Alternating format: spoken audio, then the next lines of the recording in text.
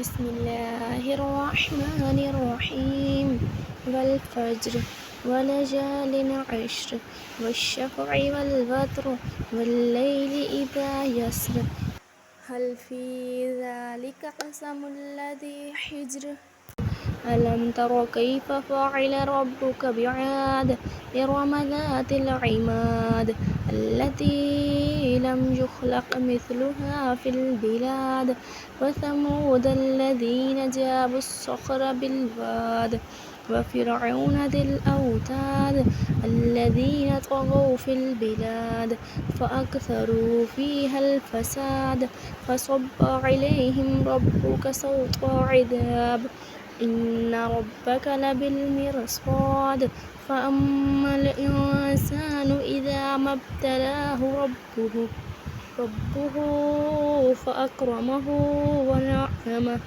فيقول ربي أكرمن وأما إذا ما ابتلاه فقدر عليه رزقه فيقول ربي أهانن كلا بل لا تكرمون اليتيم ولا تحاضون على طعام المسكين وتأكلون التراث أكلا لما وتحبون المال حبا جما كلا إذا دكت الأرض دكا دكا وجاء ربك والملك صفا صفا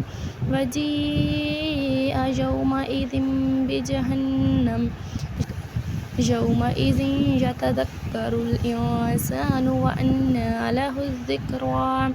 يقول يا ليتني قدمت لحياتي فيومئذ لا يعذب عذابه أحد